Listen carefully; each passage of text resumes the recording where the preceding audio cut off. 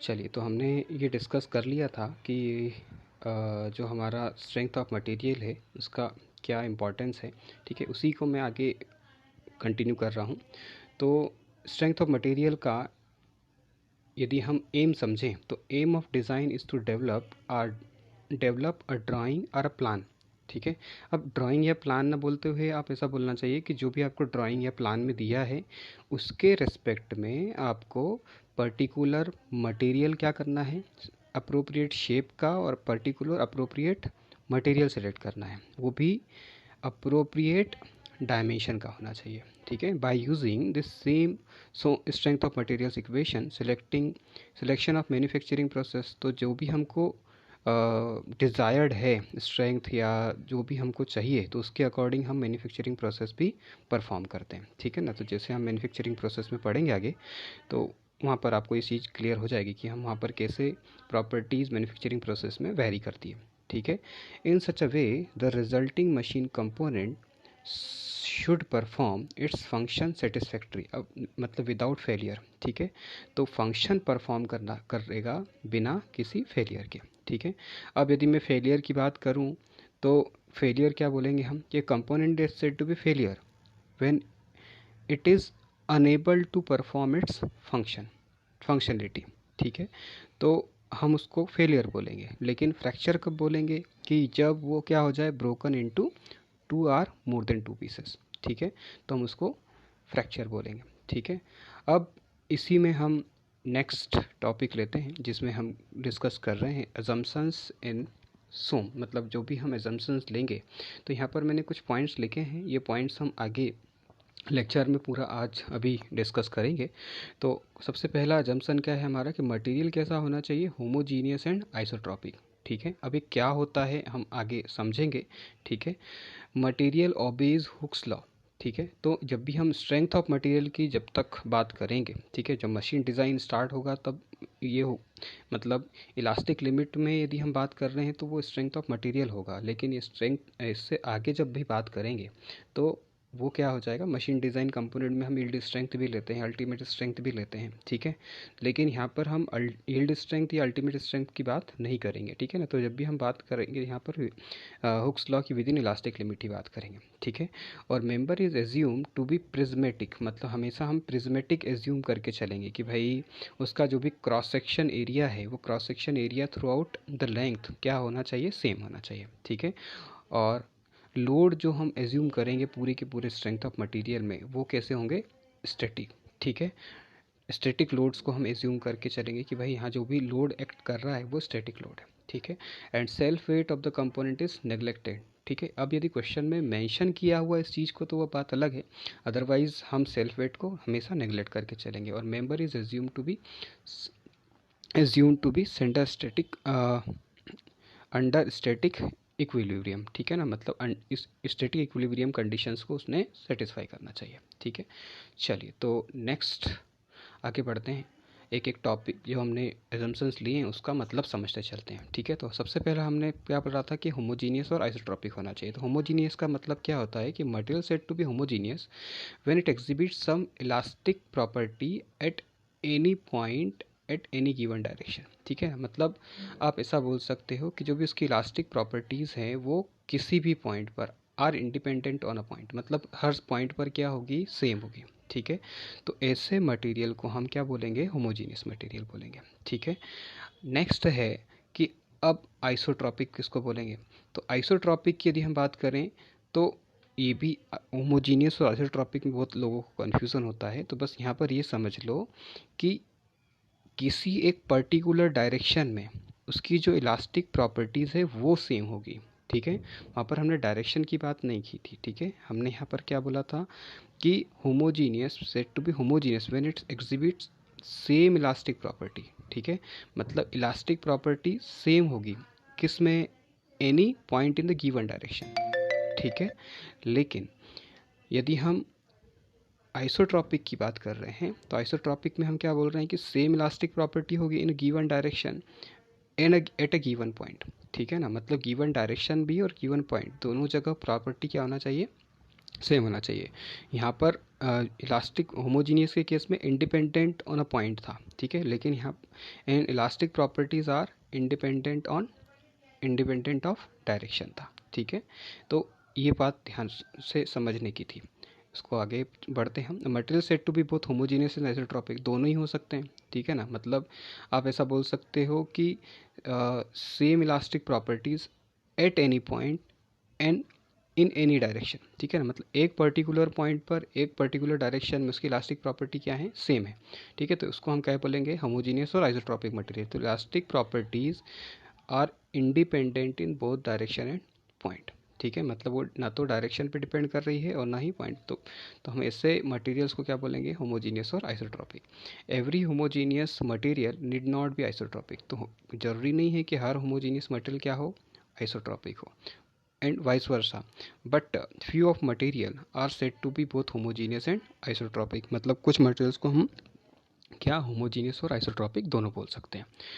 अब आइसोट्रॉपिक बोला है तो एन आइसोट्रॉपिक भी समझना पड़ेगा हमको, ठीक है ना। तो एन आइसोट्रॉपिक मतलब क्या, उसका उल्टा हो जाएगा कि an isotropic material when it exhibit direction dependent property. वहाँ पर direction independent property elastic properties था, यहाँ पर डायरेक्शन डिपेंडेंट इलास्टिक प्रॉपर्टीज़ है, ठीक है। लाइक सिरेमिक्स, कंपोजिट, और जो सिरेमिक या कंपोजिट मटेरियल्स होते हैं। तो कंपोजिट मटेरियल जब हम हमारा मटेरियल साइंस कवर करेंगे तो इनको और डिटेल में लेंगे इन सब्जेक्ट्स को, ठीक है, कि ये क्या होते हैं, कैसे होते हैं, ठीक है।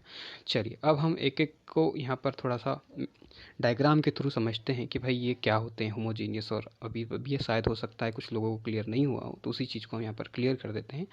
देखो, तो इस पर्टिकुलर डायरेक्शन में मैं यदि पॉइंट ए ले लूँ, बी ले लूँ या सी ले लूँ, ठीक है, तो जो इलास्टिक मॉड्यूलस ई है वो इलास्टिक मॉड्यूलस ई ए पर भी है, बी पर भी है और सी पर भी है, ठीक है। तो ये डिसाइड करता है कि ये क्या है, homogeneous minimum 2 points are required, ठीक है ना। तो ये मटेरियल क्या कहलाता है, होमोजीनियस मटेरियल कहलाता है।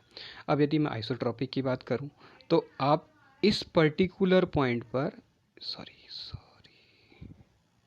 इस पर्टिकुलर पॉइंट पर जो मैंने ए आइडेंटिफाई किया है, यहाँ पर इस डायरेक्शन में लूँ तो भी, इस डायरेक्शन में लूँ तो भी, इस डायरेक्शन में लूँ तो भी, इस डायरेक्शन में लूँ तो भी, हर डायरेक्शन में जो मेरा यंग्स मॉड्यूलस ऑफ इलास्टिसिटी है वो क्या है, मेरा ई है, ठीक है। तो ये अल्टीमेटली आइसोट्रॉपिक का मतलब क्या हो गया कि to decide isotropic one point of two direction, ठीक है ना। वहाँ पर वन डायरेक्शन की बात हो रही थी, ठीक है, मतलब इसी पर्टिकुलर डायरेक्शन की बात हो रही थी, ठीक है। नेक्स्ट क्या है हमारा, एन आइसोट्रॉपिक। अब देखो, तो यहाँ पर एन आइसोट्रॉपिक को यदि हम समझें तो इस particular both homogeneous and isotropic material, तो यदि इस पर्टिकुलर पॉइंट पर भी बात कर रहे हैं तो क्या है वो ई ई ई सब जगह आ रहा है, यहाँ पर भी बात कर रहे हैं तो सब जगह क्या आ रहा है, ई आ रहा है। तो हम ऐसे मटेरियल्स को क्या बोलते हैं, एन आइसोट्रॉपिक मटेरियल बोलते हैं, ठीक है। चलिए अब यहाँ पर सॉरी तो अब होमोजीनियस और एन आइसोट्रॉपिक दिया है तो उसका मतलब क्या हो गया, homogeneous and isotropic, an isotropic, ठीक है ना। तो यहाँ पर देखो इस पर्टिकुलर पॉइंट पर सारे वैल्यूज़ क्या हैं, इस डायरेक्शन में क्या है, ई है, इस डायरेक्शन में क्या है, ई1 है, इस डायरेक्शन में हो सकता है ई2 हो, इस डायरेक्शन में क्या हो, ई3 हो। अब यहाँ पर भी देखो, इस पर्टिकुलर यदि मैं इस डायरेक्शन की बात करूँ तो यहाँ भी ई1 है, यहाँ भी ई1 है, यहाँ भी ई1 है। यदि इस डायरेक्शन की बात करूँ तो यहाँ भी ई है, यहाँ भी ई है और यहाँ भी ई है, ठीक है ना। तो सभी जगह क्या है, ई, मतलब एक पर्टिकुलर डायरेक्शन में सारी किसी भी पॉइंट पर मैं ले लूँ, ठीक है, तो सब जगह मुझे क्या मिल रहा है, ई मिल रहा है, ठीक है। तो अल्टीमेटली हम ये बोल सकते हैं कि ये होमोजीनियस तो है, इसके साथ साथ क्या है, एन आइसोट्रॉपिक मटेरियल भी है, ठीक है। अब आगे बढ़ते हैं कि नॉन होमोजीनियस क्या होगा, नॉन होमोजीनियस और आइसोट्रॉपिक मटेरियल, ठीक है। तो नॉन होमोजीनियस मतलब क्या, देखो यहाँ पर ये प्रॉपर्टी ई है, ई है, ई है, ठीक है। तो ये यहाँ पर सारी प्रॉपर्टी ई है, लेकिन यहाँ पर जैसे ही ऊपर की तरफ गया तो सब जगह सारी प्रॉपर्टीज़ क्या हो गई, चेंज हो गई, ठीक है। तो E1 E1 E1 E1 E1, ठीक है ना। किसी भी एंगल पर मैं लूँ तो सब जगह क्या आ रहा है, यहाँ पर ई1 आ रहा है, लेकिन यहाँ पर क्या आ रहा है, ई आ रहा है। तो ऐसे मटेरियल्स को हम क्या बोलेंगे, non homogeneous and isotropic material. चलिए अब हम आगे बात करते हैं। अब हम इसी के आगे समझते हैं कि भाई कितने टाइप के लोड्स यहाँ पर रहेंगे और वो लोड्स किस तरह से एक्ट होंगे। ठीक है, तो पहले हम समझते हैं कि भाई लोड कितने होंगे। ठीक है, तो लोड का मतलब आप वैसे सब लोग जानते ही हैं। ठीक है, तो लोड का मतलब क्या होता है, defined as the external force or a couple. ठीक है ना, मतलब या तो फोर्स एक्सटर्नली लग सकता है या फिर कपल लग सकता है, जो कि to which a component is subjected during the functionality. मतलब कोई भी कंपोनेंट है और कंपोनेंट यदि वर्क कर रहा है तो उस कंपोनेंट के वर्क करने पर या तो उस पर कपल या कोई फोर्स लग रहा है तो उसको ही हम क्या बोल रहे हैं, लोड। अब वो लोड में भी आप बहुत सारे फॉर्म में देखोगे कि भाई जैसे weight of the component with respect to another component. ठीक है ना, तो वो भी क्या कहलाएगा, लोड ही कहलाएगा। सेंट्रीफ्यूजल फोर्स लग रहा है, इनर्शिया फोर्स लग रहा है, फ्रिक्शनल फोर्स लग रहा है, विंड फोर्सेस लग रहे हैं, या बेल्ट का कोई टेंशन या बेंडिंग कपल या ट्विस्टिंग कपल लग रहा है, तो ये सब क्या कहलाते हैं, हमारे फोर्सेस कहलाते हैं। ठीक है ना, तो मैंने यहाँ पर एक एग्जांपल लिया है कि मे बी जैसे हमारे पास ये दो बियरिंग्स हैं, ये दो हमारे इधर की तरफ बियरिंग है और एक मैंने बीच में क्या कर दिया, रोटर माउंट कर दिया। ठीक है, इस रोटर की यदि मैं स्पीड मान लूँ कि ये n स्पीड से क्या कर रहा है, रोटेट कर रहा है, तो मे बी इस पर एक टॉर्शनल लोड भी लगेगा और इसका एक सेल्फ वेट भी जो इधर डाउनवर्ड डायरेक्शन में लगेगा। ठीक है, तो self weight it means wait of the pulley acting and transfer of load. तो इसकी वजह से जो लोड आएगा, मतलब ये रोटेट यदि कर रहा है मे बी n स्पीड से, तो इसकी वजह से इस पर shear stresses as well as bending stresses भी, मतलब बेंडिंग लोड भी लगेगा। ठीक है, चलिए, तो शाफ्ट डिज़ाइन, तो wait of the shaft will not be consider. तो शाफ्ट का वेट हम कंसिडर नहीं करते पर पुली के वेट को हम कंसिडर करते हैं। ठीक है, आगे बात करें यदि हम, तो wait of the shaft W is neglected because it's unknown. ठीक है ना, मतलब ये अपने लिए अननोन होता है, इसलिए हम इसको नेग्लेक्ट करते हैं क्योंकि हमारा जो भी कैलकुलेशंस हैं वो थोड़े से ईजी हो जाएं और हम उसको ईजीली कैलकुलेट कर पाएँ। ठीक है ना, in the design of the bearing pulley of the weight and shaft are consider as the load. तो इनको सबको हम लोड कंसिडर कर सकते हैं with respect to the bearings. ठीक है ना, चलिए तो आगे बढ़ते हैं। अब एक्शियली लोड्स का मतलब क्या होता है कि जो हमारे एक्सिस के अलॉन्ग जो डायरेक्शन में यदि लोड लग रहा है तो वो क्या कहलाते हैं, हमारे एक्शियली लोडेड कहलाते हैं।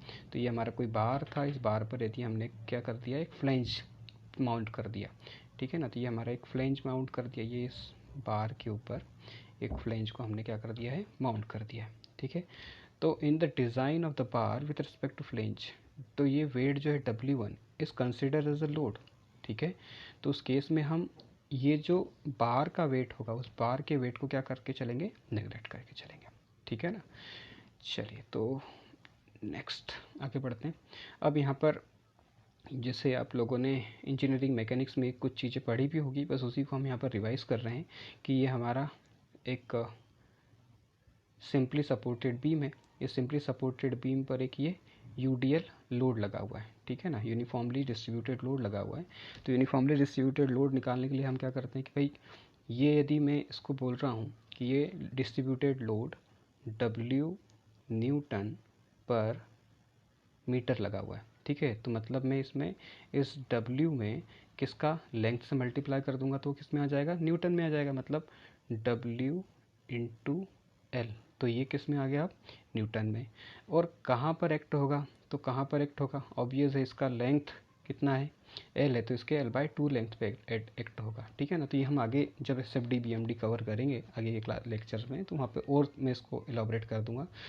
तो इस केस में आपने यदि देखा हो तो मैक्सिमम बेंडिंग मोमेंट कितना होता है, W_L² होता है। ठीक है, तो W इंटू एल को एक कैपिटल W बोल रहा है, मतलब ये आपका वेट हो गया। ठीक है ना, तो WL/8। ठीक है, इसी तरह से यदि मैं इसका पॉइंट लोड एज्यूम करके चलता हूँ, मतलब ये हमारा पूरी बीम में केवल एक ये पॉइंट लोड लगा हुआ है। ठीक है, तो उस केस में ये क्या हो जाता है, WL/4 हो जाता है। ठीक है, और फिर हम इसका डिफ्लेक्शन भी कैलकुलेट कर सकते हैं इन दोनों का। तो deflections WL³ divided by 48 EI होता है पहले वाले केस में, और ये 5/384 WL³ divided by 3 WL³ divided by EI। तो इन दोनों का रेशो कितना आता है, लगभग 1.6 आता है। ठीक है, ये हमारा सिंपली सपोर्टेड का है और ये हमारा यूडीएल का है। ठीक है, चलिए तो अब यहाँ पर बेंडिंग मोमेंट्स को भी इसने कंपेयर कर लिया है कि बेंडिंग मोमेंट्स कितने टाइम्स होते हैं। तो दूसरे वाले का मतलब WL/4 कौन से वाले का, सिंपली सपोर्टेड का है, मतलब पॉइंट लोड का है, और ये हमारा यूडीएल का। इन दोनों का रेशो कितना आता है, लगभग 2। अब हम आगे बात करते हैं कि chances of the failure is considered load is more than the uniform distributed load because it low surface area. देखो यहाँ पर आप यदि देखोगे तो WL/4 और WL/8, ठीक है, तो ये दोनों में से कौन बड़ा है, ये बड़ा है। ठीक है ना, मतलब ये वाला। ठीक है, तो इसीलिए यहाँ पर ये बोल रहा है कि chances of failure is in concentrated load is more, मतलब यदि कोई पॉइंट लोड लग रहा है तो उसमें ज़्यादा चांसेस ऑफ फेलियर हैं as compare to UDL because of low surface area, क्योंकि एक ही पॉइंट पर वो एक्ट होता है। ठीक है, इसलिए हम बोल सकते हैं कि वो एक ही जगह एक्ट होता है, इसलिए चांसेस ऑफ फेलियर किसमें पॉइंट लोड में ज़्यादा होते हैं एज़ कम्पेयर टू यूडीएल में। ठीक है, अब इसेंट्रिक लोड की यदि मैं बात करूं तो इसेंट्रिक लोड मतलब वही हमने इससे पहले जो डायग्राम समझा है, तो यही हमारा क्या है कि ये हमारा एक, मान लो कोई रॉड है, इस रॉड पर हमने क्या लगा दिया, एक फ्लेंज लगा दिया। ठीक है, और इस फ्लेंज के इस एंड पर मैंने क्या कर दिया है, W लोड लगाया है। ठीक है, तो ये लोड इसकी एक्सिस से, ये इसका एक्सिस है यदि, तो इस एक्सिस से क्या है, इतनी डिस्टेंस पर है, ये डिस्टेंस पर है, इस डिस्टेंस पर, तो यहाँ इस डिस्टेंस पर लग रहा है, तो हम क्या बोल सकते हैं कि ये लोड क्या होता है, इस लोड को हम क्या बोलते हैं, इसेंट्रिक लोड, और ये parallel to the longitudinal axis लगता है। ठीक है, चलिए आगे बढ़ते हैं। अब यहाँ पर हम देखते हैं कि क्या कितने टाइप के लोड्स होते हैं। तो क्लासिफिकेशन ऑफ लोड्स की यदि हम बात करें तो देखो, सबसे पहले ये समझ लो कि लोड जो है विथ रिस्पेक्ट टू टाइम में क्लासीफाई करूँगा और with respect to cross section area में उसको क्या करूँगा, डिफाइन करूँगा। तो विथ रिस्पेक्ट टू टाइम यदि हम बात करते हैं तो there are 2 types of load, static and dynamic load. तो स्टैटिक लोड की यदि हम बात करें, मतलब स्टैटिक लोड का मतलब क्या होगा कि जो सीधा उस पर माउंटेड है, जैसे बियरिंग के शाफ्ट के ऊपर वो क्या था, सीधा सीधा जो हमारा रोटर था वो माउंटेड था। ठीक है, तो वो हमारे लिए यदि सीधा सीधा रखा हुआ है तो वो क्या हो जाएगा, स्टैटिक लोड। मतलब जैसे हमारे घर में बीम्स रखे हुए हैं, ठीक है, तो बीम के ऊपर जो ऊपर की बिल्डिंग के फ्लोर का जो वेट है वो क्या है, स्टैटिक लोड है। ठीक है, वो कोई लोड चेंज नहीं हो रहा है। ठीक है, तो ऐसे लोड्स को हम क्या बोलते हैं, डेड लोड्स या ग्रेजुअली अप्लाइड लोड। तो ग्रेजुअली अप्लाइड लोड का मतलब क्या हो जाएगा कि आप उस लोड को धीरे धीरे क्या कर रहे हो, वेरी कर रहे हो। ठीक है, और डायनामिक लोड में क्या होता है कि आप उसको सडनली लोड उस पर अप्लाई हो रहा है, मतलब या तो टाइम के रेस्पेक्ट में वो लोड क्या हो रहा है, चेंज होते जा रहा है। ठीक है, तो जैसे आप समझो कि आपने कोई रॉड लिया और उस रॉड को एकदम हैमर कर दिया, तो वो क्या हो जाएगा, एकदम आपने लोड अप्लाई कर दिया किसी पर्टिकुलर कंपोनेंट पे, तो वो क्या हो जाएगा, डायनामिक लोड। तो अब यदि हम समझें तो इम्पैक्ट या और शॉक या सडनली अप्लाइड लोड क्या कहलाते हैं, इम्पैक्ट डायनामिक लोड्स के अंदर आते हैं। और फटिग लोड, तो फटिग लोड या साइक्लिक लोड या वेरिएबल लोड, मतलब यदि कोई रॉड है और शाफ्ट है वो कंटिन्यूसली रोटेट कर रहा है। ठीक है, तो कंटिन्यूसली रोटेट कर रहा है तो वो एक बार मिनिमम फिर मैक्सिमम, मिनिमम फिर मैक्सिमम, मिनिमम फिर मैक्सिमम, तो ये इस तरह से यदि वेरिएशन आता है तो ऐसे लोड को हम क्या बोलते हैं, फटिग लोडिंग या साइक्लिक लोडिंग। ठीक है, और आगे हम यदि इसी में दूसरी चीज़ को समझते हैं कि with respect to cross section area, तो with respect to cross section area there are, cross section का मतलब आप ऐसा समझ लो कि भाई यदि आपके पास कोई एक क्यूबिकल बॉक्स है, ठीक है, तो क्यूबिकल बॉक्स को यदि आपने बीच में से क्या कर दिया, कट कर दिया। ठीक है, कहीं अब यदि इस तरह से आप मान के चलो तो, और आपने बीच में से उसको कट कर दिया, तो कट करने के बाद जो आपको क्रॉस सेक्शन क्या होगा, दिखेगा। ठीक है, उस क्रॉस सेक्शन को आप क्या बोल सकते हो, उसको आप उसका क्रॉस सेक्शन बोल सकते हो। ठीक है ना। तो यहाँ पर हम क्या बोल रहे हैं कि क्रॉस सेक्शन क्या अकॉर्डिंग यदि हम बात करें तो नॉर्मल लोड, शेयर लोड एक और है, वो नीचे हम बात करेंगे। तो नॉर्मल लोड और शेयर लोड, तो नॉर्मल लोड क्या है, तो यदि हम एक्शियल लोड और इसेंट्रिक लोड, मतलब यदि हमारा ये मान लो कि कोई पर्टिकुलर ऑब्जेक्ट था, रेक्टेंगुलर बॉक्स था, और इसके इस पर्टिकुलर पॉइंट पर, मतलब ये इस स्क्रीन के परपेंडिकुलर बिल्कुल, ठीक है ना, मतलब इस डायरेक्शन में यदि फोर्स लग रहा है और वो एक्सिस पर लग रहा है, तो ऐसे फोर्स को हम क्या बोलेंगे, एक्शियली लोडेड। ठीक है। और यदि एक्सिस से शिफ्ट होके लग रहा है, मतलब एक्सिस से दूर लग रहा है, तो ऐसे लोड को हम क्या बोलेंगे, एसेंट्रिक लोड। ठीक है। अब इनमें दोनों में एक चीज़ और कॉमन है कि यदि एक्सियल लोड टेंसाइल भी हो सकता है और कंप्रेसिव भी। टेंसाइल मतलब उसको बाहर की तरफ पुश करेगा, मतलब बाहर की तरफ खींचेगा, बाहर की तरफ लगेगा, तो ऐसे लोड को हम टेंसाइल बोलेंगे। और अंदर की तरफ दबाएगा यदि, ठीक है, अंदर की तरफ इनवर्ट डायरेक्शन में लगेगा, तो ऐसे फोर्स को हम क्या बोलते हैं, कंप्रेसिव लोड। और शियर लोड की यदि हम बात करें तो उसको नीचे देखते हैं। तो शियर लोड जो है वो कैसे होगा, ये जो लोड थे ये कैसे लोड थे, बिल्कुल नॉर्मली, मतलब ये हमारा क्रॉस सेक्शन एरिया है तो इसके परपेंडिकुलर लग रहे थे। ठीक है ना, मतलब यदि आप इसको समझें तो ये आपका क्रॉस सेक्शन एरिया है तो इसके परपेंडिकुलर लग रहे थे। ठीक है। लेकिन शेयर लोड की बात करूँ तो ये शेयर लोड है तो ये इसके पैरेलल लगेगा। ठीक है। तो ऐसे लोड्स को हम क्या बोलते हैं, शेयर लोड बोलते हैं। ठीक है। चलिए, तो शेयर लोड में यदि हम बात करें तो शेयर लोड क्या है, शेयर लोड होता है ट्रांसफर शेयर लोड और इसेंट्रिक शेयर लोड। ठीक है। और ट्रांसफर शेयर लोड और इसेंट्रिक शेयर लोड मतलब आप सीधा सीधा समझ लो कि यदि ये इसके बिल्कुल पैरेलल लग रहा है, ठीक है, तो ये आप इसका ट्रांसफर लोड हो जाएगा। लेकिन यदि यही लोड शिफ्ट हो जाए यदि, तो वो क्या हो जाएगा, इसेंट्रिक ट्रांसफर शेयर लोड। ठीक है। अब with respect to distribution of the load there are another two classification. तो विथ रिस्पेक्ट टू यदि डिस्ट्रीब्यूशन ऑफ लोड की बात करें हम, तो डिस्ट्रीब्यूशन ऑफ लोड में बात करें हम तो डिस्ट्रीब्यूटेड लोड होते हैं, तो यूडीएल, यूवीएल और यूडीएम, मतलब uniformly distributed load, uniformly varying load और यूनिफॉर्मली डिस्ट्रीब्यूटेड मोमेंट। ठीक है। और कंसंट्रेटेड लोड, तो कंसंट्रेटेड लोड में यदि हम बात करें तो कंसंट्रेटेड पॉइंट लोड होगा, कंसंट्रेटेड पॉइंट लोड होगा और कंसंट्रेटेड मोमेंट्स होंगे। ठीक है। चलिए, तो अब आगे बात करते हैं next with respect to time. तो विथ रिस्पेक्ट टू टाइम जैसे हमने समझ ही लिया वैसे तो कि स्टैटिक लोड लग रहा है तो magnitude and direction remains constant with respect to time, तो ऐसे लोड्स को हम क्या बोलते हैं, स्टैटिक लोड। ठीक है। तो ये जो डायग्राम आपको दिख रहा है ये डेड लोड का है, मतलब एक बार जो लोड लग गया वो लोड कभी बदला ही नहीं। ठीक है। तो ऐसे लोड्स को हम क्या बोल रहे हैं, डेड लोड। ठीक है। मतलब सीधी बात है कि कुछ रखा हुआ है, स्टैटिक है बिल्कुल और कुछ हिल ही नहीं रहा है। ठीक है। जैसे मे बी आपके घर में कोई बेड रखा हुआ है एक ही जगह स्टैटिक कंडीशन में, तो वो उस फर्श पर या फ्लोर पर कैसा लोड अप्लाई करेगा, डेड लोड अप्लाई करेगा। ग्रेजुअली अप्लाइड लोड, तो ग्रेजुअली अप्लाइड लोड मतलब वो क्या हो रहा है, धीरे धीरे एक चेंज हो रहा है। मतलब आज 2 किलो है तो एक दिन बाद हो सकता है थोड़ा और बढ़ जाए, थोड़ा और बढ़ जाए, थोड़ा और बढ़ जाए, तो ऐसे लोड को हम क्या बोलेंगे, ग्रेजुअली अप्लाइड लोड। देखो तो यहाँ पर लोड ये क्या हो रहा है, कंटिन्यूसली इंक्रीज हो रहा है, फिर एक पर्टिकुलर पॉइंट के बाद वो फिर कांस्टेंट होता है, तो ऐसे लोड को हम ग्रेजुअली अप्लाइड लोड बोल रहे हैं। अब ग्रेजुअली अप्लाइड लोड यहाँ पर वही लिखा हुआ है कि with respect to structure member of the component, मतलब ये क्या है, ठीक है, with respect to structured membered and machine component, ये सब क्या है, डेड लोड के एग्जांपल्स हैं।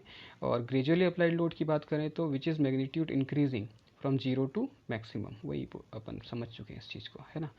चलिए आगे बढ़ते हैं। तो नेक्स्ट क्या है हमारा कि ये बोल रहा है कि भाई ये एक कोई रॉड है, ठीक है, अब इस पर क्या कर दिया आपने, एक्सियली डायरेक्शन में एक 10 किलो न्यूटन का लोड लगा दिया। तो 10 किलो न्यूटन का लोड लगा दिया तो इसमें कुछ इलांगेशन आ गया, तो कितना इलांगेशन आया भैया, बोले डेल्टा आया। ठीक है। तो हमने कितना काम किया, तो अल्टीमेटली हम क्या बोलते हैं, work done equals, work done निकालना है हमको। ठीक है। तो पहले स्टार्टिंग में कितना था, ये 0। ठीक है। अब इसका डिफॉर्मेशन कितना हो गया, डेल्टा डिफॉर्मेशन हो गया। ठीक है। और लोड भी हम क्या करते जा रहे हैं, पहले P1 था, फिर P2 था, फिर ये P हो गया। ठीक है। कंटिन्यूसली इंक्रीज होते जा रहा है। ठीक है। तो फाइनली यदि मैं इसको किसी एरिया अंडर द कर्व यदि मैं P और डेल्टा के बीच में निकालता हूँ तो उसको हम क्या बोलते हैं, स्ट्रेन एनर्जी। ठीक है। आगे हम उसको समझेंगे, तो उसी का मैं यहाँ तो बोल रहा हूँ। तो यहाँ पर ये क्या हो जाएगा हमारा वर्क डन, तो वर्क डन क्या हो जाएगा 1/2 P इंटू डेल्टा। तो area of P delta graph जो है वो किसके बराबर होता है, वर्क डन के। The some every external load consider as the gradually applied load. ठीक है ना। तो सारे जो भी एक्सटर्नल लोड लग रहे हैं उनको हम ग्रेजुअली अप्लाइड लोड बोलेंगे, मतलब एक स्टैटिक लोड नहीं मानेंगे। ठीक है।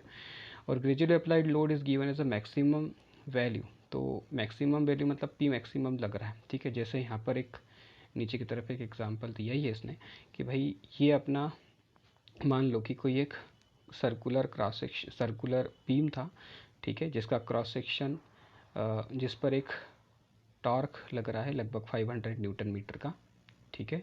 तो इसके इन एंड्स पर, मतलब इसके सबसे जो आउटर फेस होगा ये वाला एंड, इस वाले एंड पर, ठीक है, तो यहाँ पर पी लोड लगेगा, इधर भी पी लोड लगेगा, ठीक है। तो ये लोड क्या हो रहा है, कंटिन्यूसली कम ज़्यादा, मतलब ये लोड क्या हो रहा है, 500 न्यूटन का जो लोड है T equals to P into D. तो सबसे ज़्यादा जो क्लॉकवाइज डायरेक्शन में लग रहा है from the right hand direction, और ये जो एक्सिस है जो इसके सेंटर से पास होता है, इस एक्सिस को हम क्या बोलते हैं, पोलर एक्सिस, ठीक है। चलिए तो आगे बढ़ते हैं इसी को मैं, और अब जब हम पोल आगे समझेंगे तो और इलाबोरेट कर लेंगे। पोलर एक्सिस क्या है कि perpendicular to the cross section and passing through the centroid, ठीक है। तो जब भी कोई आपसे पोलर एक्सिस पूछे तो पोलर एक्सिस का मतलब सीधा सीधा क्या होता है कि जो उसके सेंटर से एक्सिस पास होती है उस एक्सिस को ही हम क्या बोलते हैं, पोलर एक्सिस। और वर्क डन यदि हम इन केस ऑफ टॉर्शनल मोमेंट की बात करें तो उस केस में क्या हो जाता है, 1/2 टी इंटू थीटा। तो यहाँ पर भी वही है, और थीटा यहाँ पर क्या हो गया हमारा, डिफॉर्मेशन, मतलब डिस्प्लेसमेंट, ठीक है। लेकिन यहाँ पर एंगुलर डिस्प्लेसमेंट है। तो work done is gradually applied load is average with respect to area of a P delta curve. Twisting couple are applied parallel to the axis, ठीक है ना। तो कपल जो होगा वो पैरेलल टू द एक्सिस लगेगा, ठीक है। लेकिन जो टॉर्क है वो कैसे लग रहा था, उसकी सरफेस पे लग रहा था। तो twisting couple are applied parallel to axis and bending couple applied perpendicular, ठीक है ना। तो जो बेंडिंग कपल होगा वो कैसे लगेगा, परपेंडिकुलर लगेगा, किसके, एक्सिस के। और जो ट्विस्टिंग कपल होगा वो कैसे लगेगा, पैरेलल लगेगा, ठीक है ना। तो जैसे आगे इसी को समझते हैं। तो वर्टिकल प्लेन जैसे यहाँ पर ये दिया हुआ है, तो ये अच्छा, ये तो इसके केवल साइड व्यू दिए हैं, तो ये प्रोजेक्शन बता रहा है। तो ये वाला प्लेन को हमेशा हम वर्टिकल प्लेन बोलेंगे, ये वाले को, इस वाले प्लेन को। और प्रोजेक्शन प्लेन ये वाला, मतलब ये अपना फ्रंट व्यू हो जाएगा, सीधी सीधी बात करें, ठीक है। तो यहाँ पर इसने प्रोजेक्शंस को समझाया है, तो इसको समझना इतना इम्पोर्टेंट नहीं है, क्योंकि ईडी तो सभी लोगों ने पढ़ा हुआ है, समझा हुआ है, ठीक है। आगे हम बात करते हैं डायनामिक लोड की, जिसको हम क्या बोलते हैं, जिसको हम बोलते हैं कि पहले इम्पैक्ट लोड होता है इसमें। तो इम्पैक्ट लोड का मतलब क्या है कि with in a short duration of time वो क्या होता है, उस पर अप्लाई होता है, ठीक है। तो ऐसे लोड को हम क्या बोलते हैं, इम्पैक्ट लोड, ठीक है। जैसे आपने किसी पर्टिकुलर मशीन कंपोनेंट को लिया या शीट लिया और उस पर क्या कर रहे हैं, आप हैमरिंग कर रहे हैं, ठीक है। तो ऐसे लोड को आप क्या बोलते हैं, इम्पैक्ट लोड, ठीक है। तो आप लोगों ने यदि परफॉर्म किया भी होगा इम्पैक्ट लोड टेस्ट और 4P टेस्ट, ठीक है। तो springs are used in shock absorber. Shock absorber जो अपने लगे होते हैं जिसमें बाइक्स में, आईसी इंजन का पिस्टन पे कंटिन्यूसली क्या होता है, वो ऊपर नीचे मूव करता है और उसके थ्रस्ट लोड लगता है। IC engine pistons and connecting rods during the power stroke, spur gear tooth at a higher pitch of the velocity, ठीक है। तो ये सब किसके एग्जांपल्स हैं, अपने इम्पैक्ट लोड के। Components using the punching press, तो पंचिंग प्रेस में भी सडनली, जैसे आप लोग डोम में पढ़ोगे थ्योरी ऑफ मशीन या डायनामिक्स ऑफ मशीन में, कि उस पर जाके पंचिंग प्रेस में जब फ्लाई व्हील का हम डिज़ाइन करते हैं तो पंचिंग प्रेस में हम उसको एनर्जी को स्टोर कर, फ्लाई व्हील में एनर्जी स्टोर करते हैं, और पर्टिकुलर टाइम पे हमको एनर्जी ज़्यादा चाहिए होती है, तो उस समय वो फ्लाई व्हील उसको एनर्जी दे देता है। तो उसी की हम यहाँ पर बात कर रहे हैं। तो कंपोनेंट्स जो हैं पंचिंग प्रेस में यूज़ किया जाता है, फोर्जिंग्स में और प्रेस वर्किंग ऑपरेशंस में इम्पैक्ट लोड का यूज़ किया जाता है। अब स्ट्रेसेस इम्पैक्ट लोड के लिए यदि आपको निकालना हो तो कुछ नहीं, बड़ा सिंपल सा कंसेप्ट है कि भाई sigma of impact equals to sigma of static. Sigma of static आपने सभी लोग जानते ही हैं, कौन क्या होता है, P/A, ठीक है, इनटू इम्पैक्ट फैक्टर, ठीक है। अब इम्पैक्ट फैक्टर होता क्या है, तो इसी तरह से सिग्मा ऑफ इम्पैक्ट भी निकाल सकते हैं और आप डेल्टा ऑफ इम्पैक्ट भी निकाल सकते हैं। मतलब डेल्टा मतलब उसका डिफॉर्मेशन, कितना उसमें चेंज आया, ठीक है। तो delta of static into impact factor, ठीक है। अब ये इम्पैक्ट फैक्टर होता क्या है, तो sigma of static and delta of static obtained by using some equation. तो ये इम्पैक्ट फैक्टर का इक्वेशन है कि impact factor equals to 1 plus square root of 1 plus 2h upon delta of static. और ये इस क्वेश्चन पर, इस पर्टिकुलर क्वेश्चन पर एक आपका न्यूमेरिकल स्ट्रेंथ ऑफ मटेरियल में आ भी चुका है। तो इसको थोड़ा ध्यान से समझ के और इस फार्मूले को, ये बड़ा इंपॉर्टेंट फार्मूला है तो इसको याद कर लीजिएगा समझ के, ठीक है। तो 1 plus square root of 1 plus 2h upon delta of static, ठीक है। और डेल्टा ऑफ स्टैटिक पता ही है आपको, तो लिखना नहीं है, PL अपॉन ए, ठीक है। चलिए, तो if h is not given, तो अब मान लो कि आपको h नहीं दिया है वहाँ पर, इसके इन केस ऑफ वेलोसिटी आपको गिवन है, तो उस केस में h equals to V square upon 2g से भी आप निकाल सकते हैं, ठीक है। और सिग्मा ऑफ इम्पैक्ट जो है वो ग्रेटर देन और इक्वल टू होना चाहिए 2 ऑफ डेल्टा स्टैटिक, मतलब यदि ये वाली जो वैल्यू है, ठीक है, ये यदि ग्रेटर देन और इक्वल्स टू 2 होती है तब ये फार्मूले दोनों जो है वो वैलिड होंगे, ठीक है। आगे हम बात करते हैं कि इफ़ यदि ये 2 आ जाए तो impact load is known as suddenly applied load, ठीक है। तो सडनली अप्लाइड लोड होगा तो उस केस में जब h क्या हो जाए अपना 0 हो जाए तब ये लगेगा, ठीक है ना, क्योंकि ऊपर वाले फार्मूले में आप पुट करके भी देख सकते हो कि h की वैल्यू यदि 0 हो जाएगी तो इम्पैक्ट फैक्टर अपने आप 2 आ जाएगा, ठीक है। तो delta of suddenly applied load equals to क्या हो जाएगा, 2 times of sigma of suddenly applied load equals to 2 times of sigma of static load. इसी तरह से delta of suddenly applied load equals to 2 times of delta of static applied load, ठीक है।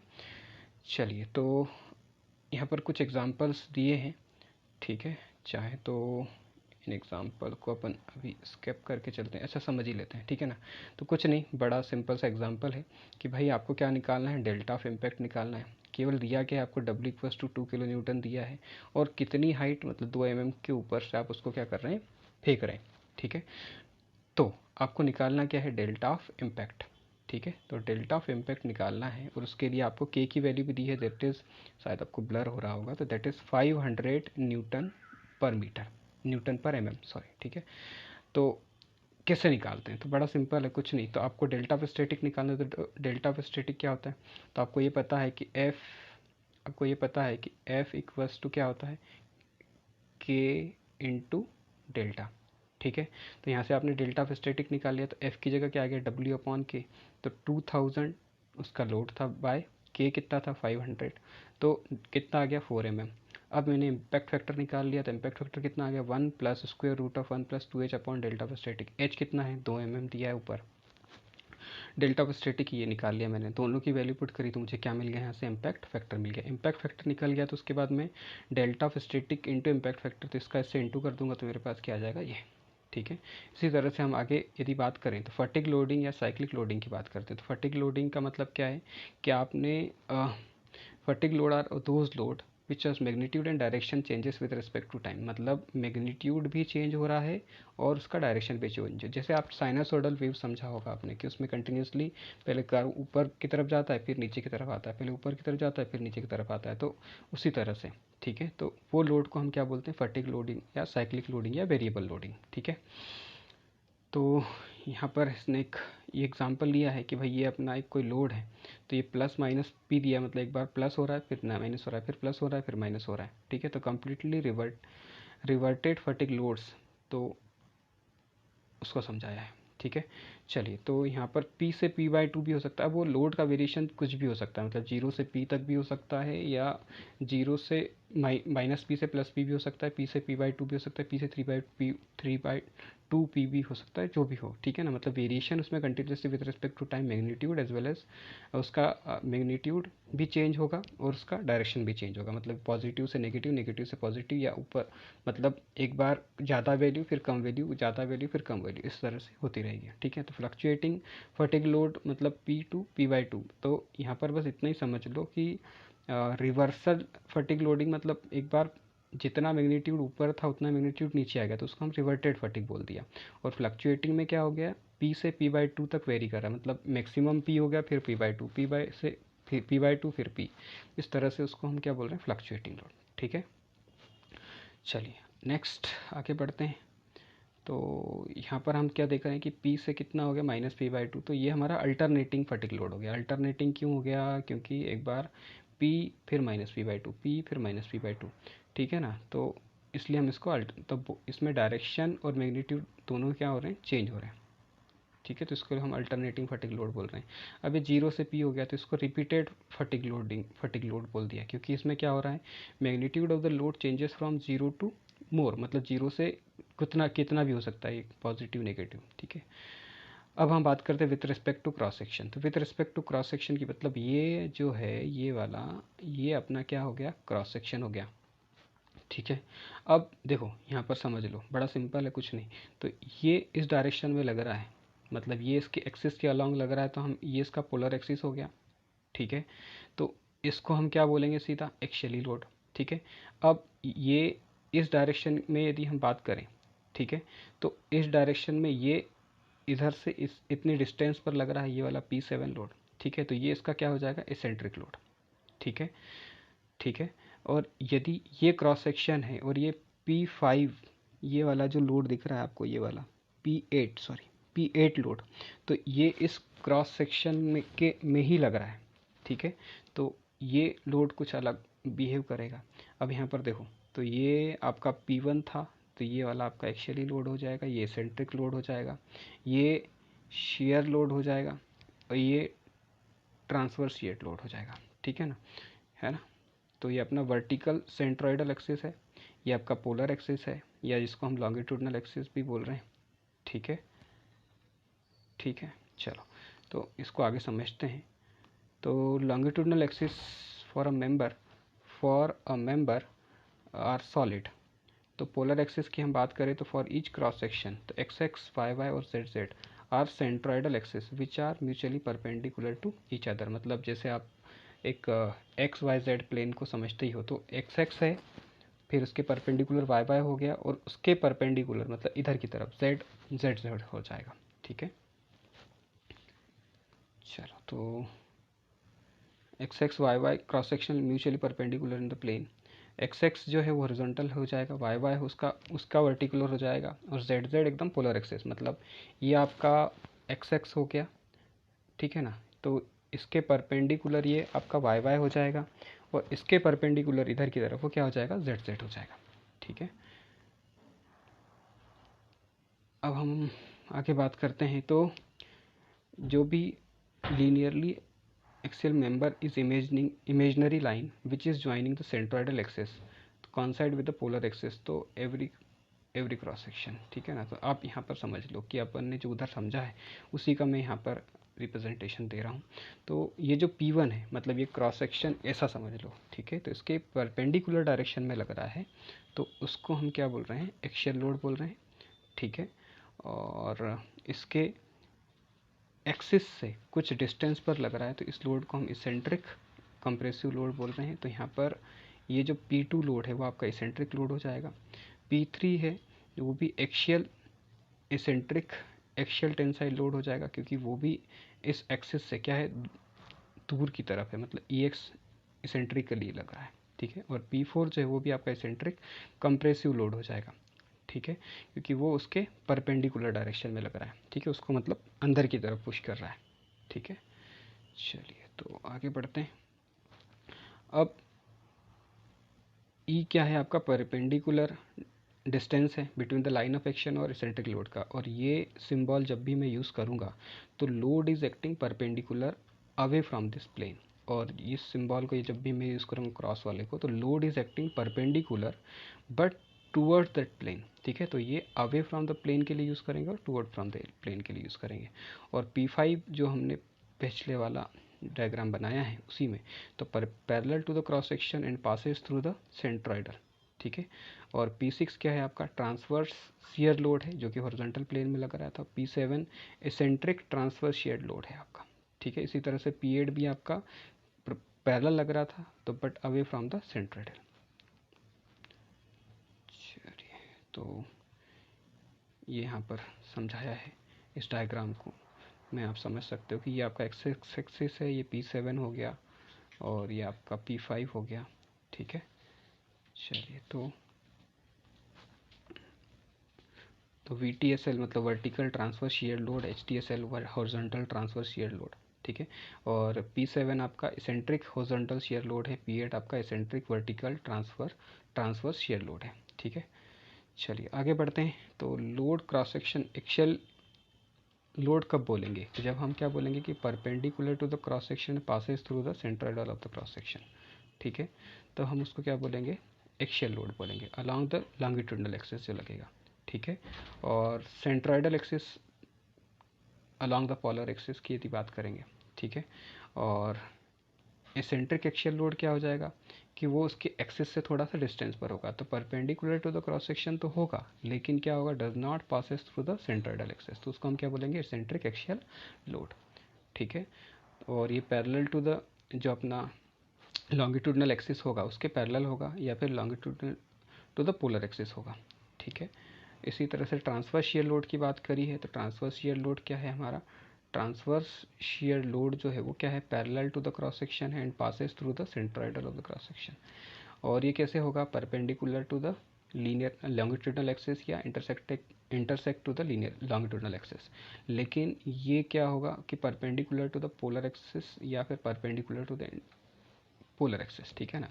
इसी तरह से हम बाकी लोड्स को भी समझ सकते हैं, ठीक है। चलिए, एक्चुअल में यहाँ पर थोड़ा कम टाइम ले रहा हूँ, थोड़ा सा फ्रिक्वेंटली आगे बढ़ रहा हूँ, क्योंकि ये आप सब लोगों को कायदे से मतलब आता होगा, ठीक है ना, क्योंकि बेसिक फंडामेंटल सबके आई थिंक क्लियर ही हैं इसमें, ठीक है।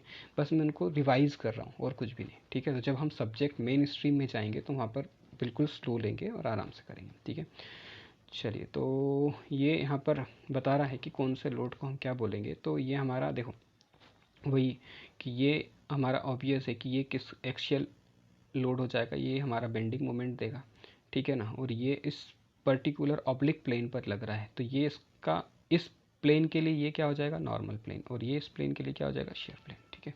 देखते हैं, तो देखो यहाँ पर P1 और P3 जो है, ये कौन सा P1 हो गया, ये वाला P1 और ये P3, ठीक है। तो P1 और P3 क्या है, एक्शियल टेंसाइल लोड है। और P2 कौन सा, ये वाला P2 और P4 क्या है हमारे, ट्रांसवर्स शियर लोड है, ठीक है। अब आगे बढ़ते हैं, तो every axial loads are normal load but not vice versa, मतलब जरूरी नहीं है कि एक्शियल लोड हमेशा नॉर्मल हो, ठीक है। Every axial load are normal load, ठीक है, पर नॉर्मल लोड जरूरी नहीं कि एक्शियल ही हो, ठीक है ना। और every transverse shear load are shear load, पर यहाँ पर भी वही चीज़ ट्रू है, ठीक है। मतलब कि जैसा वहाँ बोला है वैसा यहाँ भी।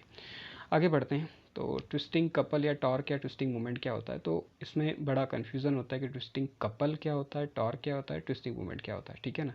तो है एक ही चीज़, ठीक है, थोड़ा सा माइनर सा डिफरेंस है। क्या डिफरेंस है उसको समझते हैं। तो a couple is said to be twisting couple when a plane of couple is parallel to the plane, ठीक है, plane of cross section of member, तो उसको हम क्या बोलते हैं, ट्विस्टिंग कपल, ठीक है। मतलब आप ऐसा समझ लो कि ये कोई आपका कोई लेंथ है, ये लेंथ मान लो, एक फोर्स इधर लग रहा है और एक फोर्स इतना ही मैग्नीट्यूड का इधर लग रहा है, ठीक है। तो हम उस चीज़ को हम क्या बोलेंगे, उसको ट्विस्ट कर रहा है, तो वो उसका क्या कहलाएगा, ट्विस्टिंग कपल। अब यदि मैं यहाँ पर a couple is said to be twisting couple when it is acting on a plane which is perpendicular to the longitudinal axis of the member, मतलब यदि ये मेरा प्लेन है, ठीक है, तो इसके परपेंडिकुलर लग रहा है, ठीक है, तो मतलब ये इसको ऐसा ट्विस्ट करने की कोशिश कर रहा है, ठीक है, तो उसको हम क्या बोलेंगे, ट्विस्टिंग कपल बोलेंगे, ठीक है। चलिए आगे बढ़ते हैं,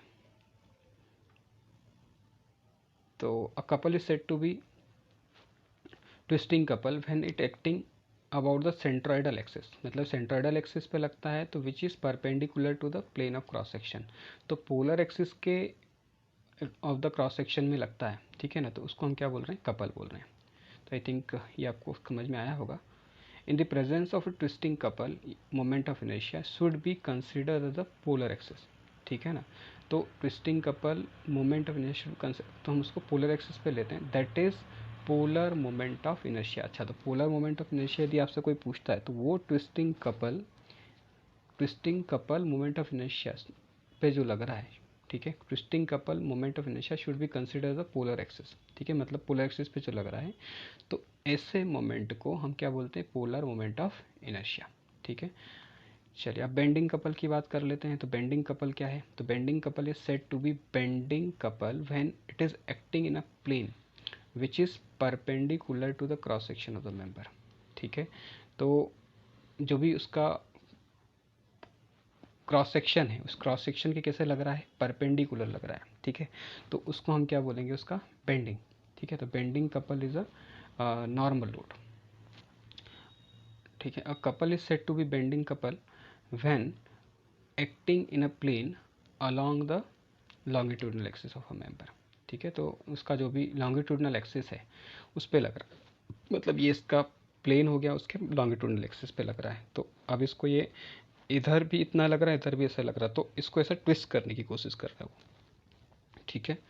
आगे बढ़ते हैं। Couple is said to be bending couple when it is acting about centroidal axis which is the plane of cross section, that is vertical or horizontal centroidal axis. In the presence of bending couple, a moment of inertia should be considered about their horizontal axis, horizontal centroidal axis or vertical centroidal axis, ठीक है ना। तो horizontal centroidal axis पे लेते हैं या फिर vertical centroidal axis पे लेते हैं, ठीक है। चलिए आगे बढ़ते हैं।